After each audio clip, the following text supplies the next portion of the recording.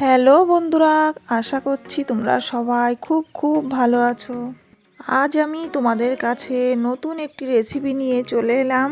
আজকে আমি বানাবো চিংড়ি মাছের বড়া। আশা করছি ভিডিওটা তোমাদের খুব ভালো লাগবে।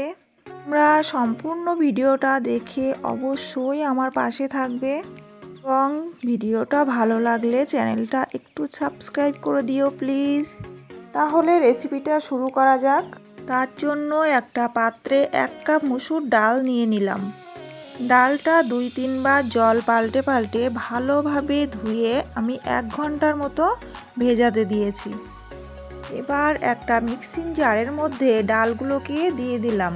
সঙ্গে 3টে কাঁচা লঙ্কা দিয়ে সুন্দর একটা পেস্ট বানিয়ে নিয়েছি।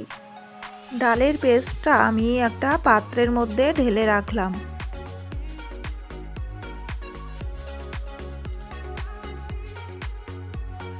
আর এদিকে আমি 200 মতো চিংড়ি মাছ নিয়েছি। মাছগুলোকে ভালোভাবে ধুয়ে পরিষ্কার করে নিলাম এবং শিলনোড়ার সাহায্যে মাছগুলোকে আমি থেতলে নিচ্ছি। একটু সাবধানে এই কাজটা করতে হবে। মাছগুলো আমার থেতলে নেওয়া হয়ে গেছে। দেখো মাছগুলোকে আমি এই রকমভাবে করে নিয়েছি। বাদবাকি মাছগুলো আমি এইভাবেই করে নেব।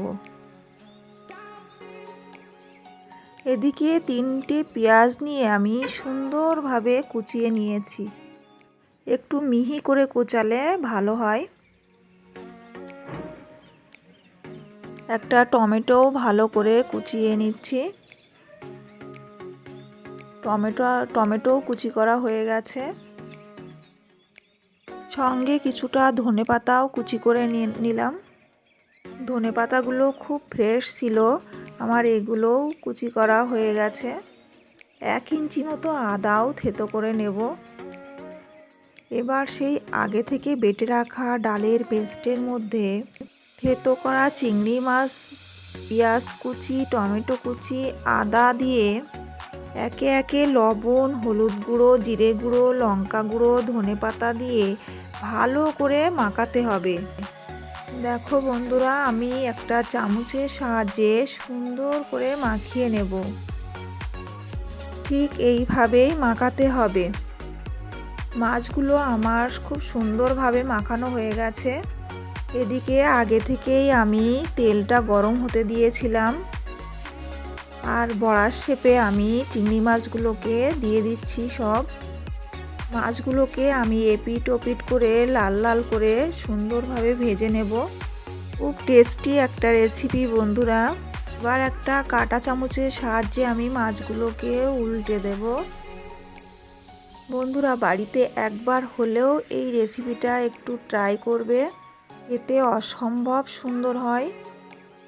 এদিকে দেখো মাছগুলো প্রায় লাল লাল হয়ে এসেছে। খুব সুন্দর টেস্টি একটা কালার চলে এসেছে। চিংড়ি মাছের বড়াগুলোকে আমি একে একে সব তুলে নেব। বাদবাকিগুলো আমি এই একই প্রসেসে ভেজে নেব। আমার সবগুলো ভাজা হয়ে গেছে। দেখো কতটা লোভনীয় লাগছে দেখতে। তাহলে আজকে টাটা, দেখা হবে নতুন একটা ভিডিওর সাথে।